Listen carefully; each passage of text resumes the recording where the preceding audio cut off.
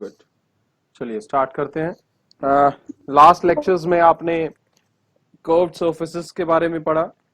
Curved surface के बारे में, डिफरेंट टाइप्स ऑफ सरफेसेस के बारे में आपने पढ़ा रे ऑप्टिक्स में, और आपने कन्वेक्स सरफेस के आपने रिलेशंस डिराइव किए। तो वो आपने देखे थे, प्रीवियस रिलेशंस देख चुके हो आप लोग या बचा हुआ है कोई? Yes sir. प्रीवियस रिलेशन देखा था।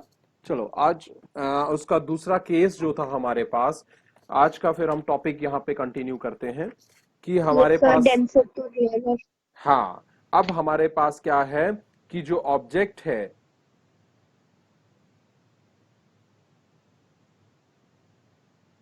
इमेज फॉर्म जो थी वो हमारे पास, अच्छा, अब पहला केस जो था वहां पे हमारे पास था कि ऑब्जेक्ट लाई कर रहा था रेरर मीडियम में और इमेज फॉर्म हो रही थी कहां पे? डेंसर में। अब ऑब्जेक्ट लाई कर रहा है डेंसर मीडियम में। सेकेंड केस हम ले रहे हैं, the object lies in the denser medium.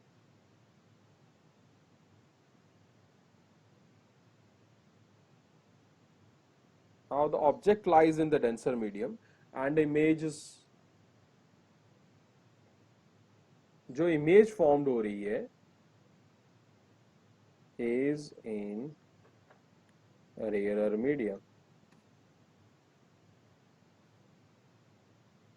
तो आपके पास डेंसर मीडियम में है आपका ऑब्जेक्ट। चलिए ड्रॉ करते हैं, प्लॉट करते हैं इसको, ध्यान से बनाना है इसको। ये आपका आ गया, ये वाला हिस्सा आ गया। इसमें ये किसका कंटिन्यूएशन है? कन्वेक्स का आधा हिस्सा है, सेकंड वाला इंटरफेस पार्ट है। तो यहां पे सबसे पहले तो बनाओ एक प्रिंसिपल एक्सिस। प्रिंसिपल एक्सिस जो काटेगी आपके इसको पोल पे। अब आपने कुछ एजम्पशंस मैंने लास्ट लेक्चर में पढ़ाई थी। First of them is the object जो हमारे पास है, that object is a point object.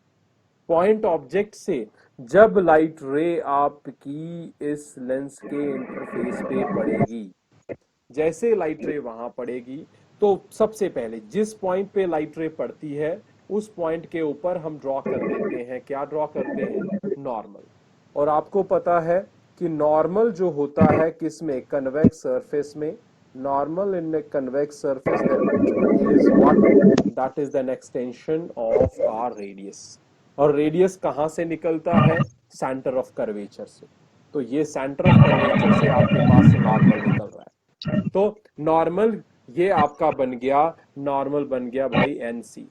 NC normal है, ये वाला मीडियम डेंसर है, ये मीडियम डेंसर है, और इसको हमने पिछले में जो लिया था उसी को, सेम उसी को हम ले रहे हैं, दैट इज डेंस। ये डेंसर मीडियम है और यहां रिफ्रैक्टिव इंडेक्स है μ1, that μ2 is always greater than μ1 whatever the case may be। तो यस सर। अगर μ1 मीडियम जो है वो रेयर है तो हमारी जो रे है वो इस रास्ते जानी चाहिए थी, वो यहां ना जाके नीचे चली जाती है, अवे फ्रॉम द नॉर्मल चली जाती है और बनाती है आई पे इमेज। तो आपके पास सिंपल डायग्राम बन गई है जिसमें सी से पी तक का डिस्टेंस रेडियस ऑफ कर्वेचर है, ओ से पी तक का डिस्टेंस आपका ऑब्जेक्ट डिस्टेंस है, आई से पी तक का डिस्टेंस आपका इमेज डिस्टेंस। अब आपके पास एक तरीका ये भी है कि आप एन से यहां पे एक नॉर्मल ड्रॉ कर लो, एक परपेंडिकुलर ड्रॉ कर लो, लेकिन बाद में भी। और दूसरा तरीका ये है कि हमने मान के चले थे एक अजम्पशन कि ये आपका जो अपर्चर है, कौन सा अपर्चर? ए बी जो अपर्चर है, दैट इज वेरी स्मॉल। अगर अपर्चर छोटा है तो N P can be considered as a straight line, और उस केस में M, M for mango, M और पी जो है वो कोइंसाइड करेंगे। तो ये बाद में हमने अजम्पशन लेनी ही है। So that is up to you whether you are going to draw N M or consider N P as a straight line, ताकि हमारे पास राइट एंगल ट्राइंगल्स बन जाए। इसीलिए मैंने ये एन एम ड्रॉ किया है। अब दूसरी चीज, अब हमने लेने हैं एंगल्स। एंगल्स मैंने आपको बताए हैं। जो ऑब्जेक्ट वाली रे ये है, ये वाली, ये जो प्रिंसिपल एक्सिस के साथ एंगल बनाती है दैट इज अल्फा, जो इमेज वाली बनाती है दैट इज बीटा, और जो नॉर्मल बनाता है वो गामा। एक दूसरी चीज, अब जो आपके एंगल ऑफ इंसिडेंस और एंगल ऑफ रिफ्रैक्शन है, एंगल ऑफ इंसिडेंस और angle of refraction, angle of incidence बन रहा है यहां, है ना, ये नॉर्मल के साथ बन गया आई एंगल, ये वाला, और एंगल आर बन रहा है ये वाला, ये एंगल आर। तो आपको दोनों एंगल्स मिल गए, एंगल Yes, आई sir. भी मिल गया और एंगल आर भी मिल गया, डन हो गया। अब मैंने आपको बताया है कि हमने क्या लगाने हैं, हमने एक सिस्टम लगाना है जिसमें हमारे पास बने एक्सटर्नल एंगल्स और इंटरनल एंगल का रिलेशन। तो हम लेते हैं सबसे पहले इन ट्राइंगल, कौन सी ट्राइंगल लेने जा रहा हूं मैं ट्राइंगल ले रहा हूं बच्चे आपकी एनओसी। एनओसी ट्राइंगल दिखाई दे रही है, ये एन है बच्चे, ये ओ है और ये सी है।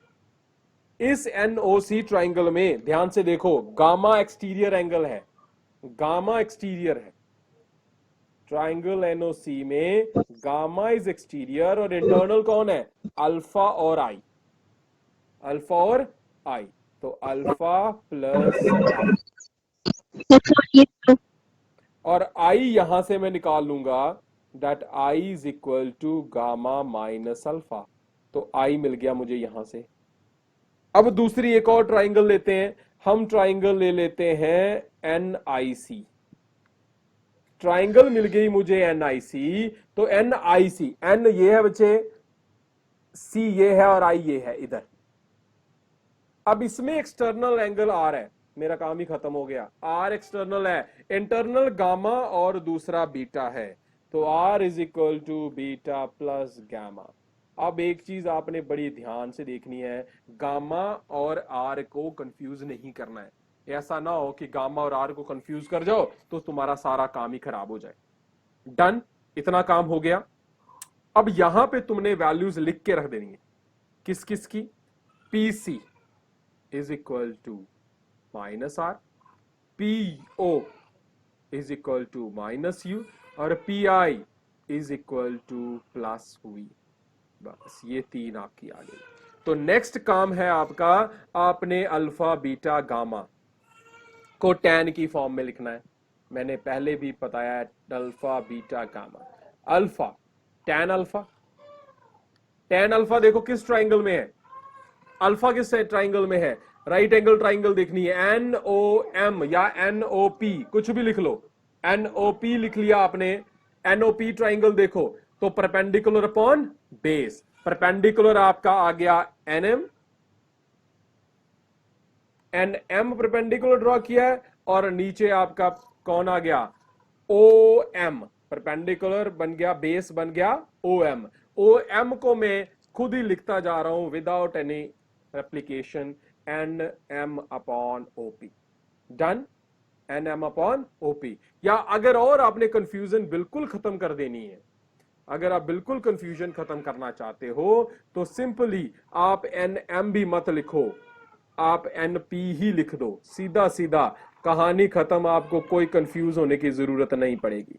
तो आप सीधा एन पी अपॉन ओपी, कहानी खत्म, ठीक है। डिस्टेंस एन एम को मानो ही मत, एन पी को ही परपेंडिकुलर मान लो।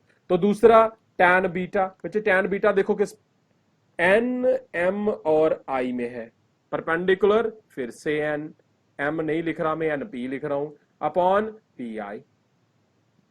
थर्ड वन गामा, गामा कहां है, यहां है, परपेंडिकुलर एन पी, बेस कौन है, पीसी, तो आपका बन गया टैन गामा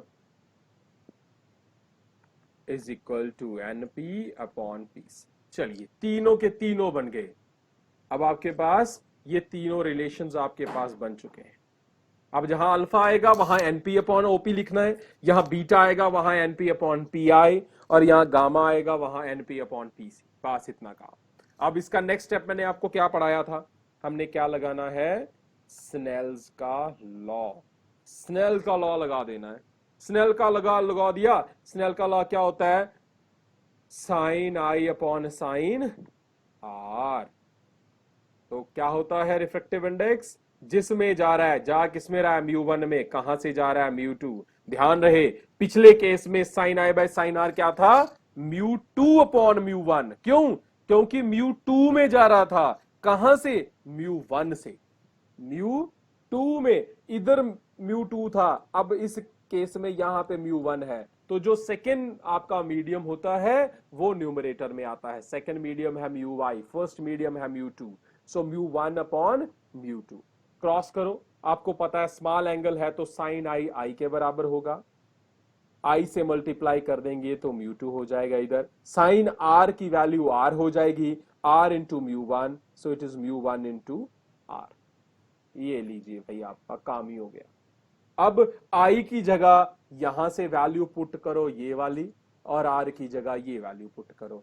आई क्या है, gamma minus alpha, it is gamma minus alpha into mu two is equal to mu one into r क्या है भैया आपका, आर है आपका बीटा प्लस गामा, आर आ गया आपका beta plus gamma.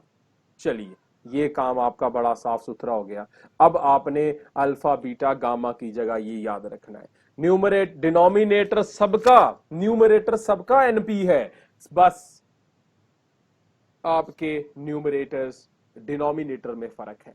So gamma जो है आपका, पहला लेते हैं म्यू टू, गामा की वैल्यू डालो N P upon P C, तो आपके पास आ गया N P upon P C minus alpha आपके पास आ गया N P upon O P is equal to mu one, beta आपके पास आ गया N M upon N M, क्या लिखना आपने, सीधा एन पी लिखो, so it is N P NP upon P I upon PI plus N P upon P C. NP by done, बस काम ही हो गया। डालो बच्चे, एन पी इधर भी है, इधर भी है, इधर भी है, इधर भी, न्यूमरेटर में थ्रू आउट एन पी है तो कैंसिल हो जाएगा।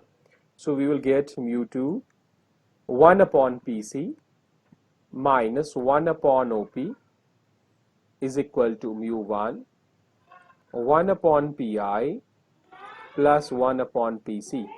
ठीक है बच्चे, अगली स्टेप में अब P C O P P I इनकी वैल्यूज पुट कर दो। म्यू टू, पी सी क्या है, आर है, आर किस साइड था, अब देखने की जरूरत नहीं पड़नी चाहिए, आर लेफ्ट साइड था तो माइनस आर हो जाएगा, minus one by O, object किस साइड था, लेफ्ट साइड था, तो माइनस आर आपके पास आ गया। ठीक है, is equal to mu one, P I क्या है, पी आई इमेज किस साइड है, right side, one upon V plus one upon P C minus. बहुत ही आसान हो गया आपका काम, आपने कुछ चीजें पीछे नहीं देखनी है, just multiply each and everything. Mu two upon R minus का माइनस, दोनों माइनस है, ये भी माइनस ये भी माइनस हो जाएगा, प्लस वन, यहां mu two upon U is equal to mu one को मल्टीप्लाई करो upon V minus mu one upon R. Done बच्चे, आर वाले एक साइड कर लो, दूसरे एक साइड कर लो।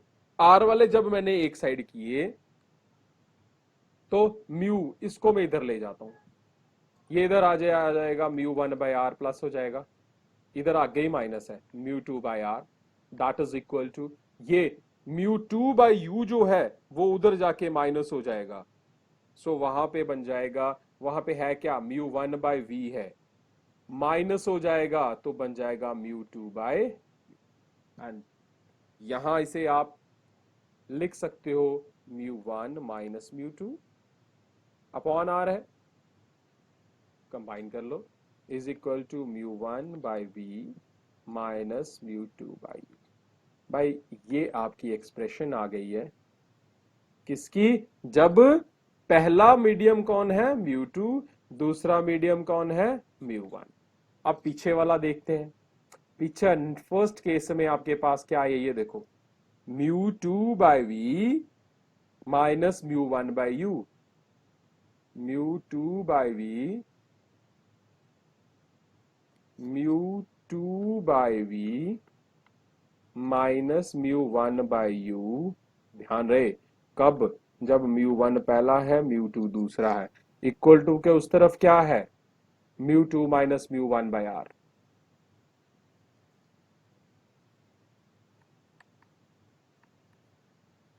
Wow, we got two expression, we got two relations. दोनों रिलेशंस में देखिए डिफरेंस क्या है, बताओ भाई डिफरेंस क्या है पहले वाले और दूसरे वाले के केस में। देखो सिर्फ क्या चीजें चेंज हो रही हैं, वही इंडिसेस ही चेंज हो रहे हैं, किसके, म्यू के। यहां देखो μ1 माइनस μ2 है, यहां μ2 माइनस μ1 है ना, उल्टा यहां फर्स्ट मीडियम कौन है, μ2, यहां μ1 आ रहा है, मतलब सेकंड माइनस फर्स्ट। यहां भी क्या है, सेकंड माइनस फर्स्ट। अब यहां देखो, यहां पे भी वैसा ही है, सेकंड माइनस, यहां पे क्या है, फर्स्ट माइनस, यहां भी सेकंड माइनस फर्स्ट ही है, ये आज वाला है सेकंड माइनस फर्स्ट है। और ध्यान से μ1 अपॉन v क्यों आया, क्योंकि μ1 में v बन रहा है, μ1 में क्या बन रहा है, v बन रहा है। देखो ना, μ2 में ऑब्जेक्ट है u, μ1 में इमेज है v। यहां पहले वाले केस में μ1 में ऑब्जेक्ट था, μ2 में इमेज है। समझ आया, ये आपको मेमोराइज भी करना पड़ेगा, आपको डायरेक्ट भी पूछा जा सकता है, डायरेक्ट भी आपको यहां पे से सब्स्टिट्यूट करना पड़ेगा। तो ये बात समझ आ गई आपको, तो ये आपके पास केस है। हाँ जी, ये फिर से मैं आपको रिपीट करूं, ये वाला यहां तक आपको समझ आ गया, एक्सप्रेशन सारी समझ आ गई है यहां तक। Yes yes sir. ठीक है बच्चा, अब मैं बताता हूं कि ये पीछे वाला एक्सप्रेशन था, दोनों एक्सप्रेशंस को मैंने लिख दिया। अब आपको समझना कैसे है कि जब आपको कई बार मैं डायरेक्टली बोलूं भाई दोनों एक्सप्रेशंस लिखो, how you are going to write down, तो पहले मैं आपको बोलूंगा भाई write down the expression for a convex surface when your, चलो first side is μ1 and first, और μ2 जो है वो ग्रेटर देन μ1 है, मतलब μ1 रेयरर है, μ2 डेंसर। कौन सा केस आ जाएगा, μ1 रेयरर, μ2 डेंसर। तो हमारे पास रिलेशन कैसा बनेगा, डेंसर माइनस, हमेशा denser minus rarer upon R is equal to, जिस, अब डिफरेंस किसका आएगा, डिफरेंस हमेशा होगा बच्चे इमेज माइनस ऑब्जेक्ट का। किसका, इमेज माइनस ऑब्जेक्ट का। तो इमेज मेरी कहां बनी, देखो इमेज किस में बनी, μ2 में इमेज बनी, इमेज का डिस्टेंस है v, सो μ2 अपॉन v हो गया, तो μ2 upon v minus object, object किस मीडियम में है, μ1 में, और ऑब्जेक्ट का डिस्टेंस क्या है u, μ1 अपॉन u, इसका डिफरेंस आ गया। ये आ गया पहले वाला केस। दूसरा उल्टा कर दिया, अब आपने नीचे वाला नहीं देखना, ऊपर वाला देखो, μ2 में ऑब्जेक्ट है, सो μ2 अपॉन u, μ1 में इमेज है, μ1 अपॉन v। तो मैंने क्या कहा, इमेज माइनस ऑब्जेक्ट, तो इमेज क्या है, μ1 by v minus μ2 by u, μ1 by v minus μ2 by u। मैंने कुछ नहीं किया है, वही जो मैं आपको बता रहा हूं वही है। तो यहां पे आ गया आपका second minus first medium. Second कौन सा था, रेयरर, फर्स्ट कौन सा था, μ2 आपका कौन सा था, फर्स्ट। ये बात समझ आ गई आपको बच्चे, आ गया आपको समझ?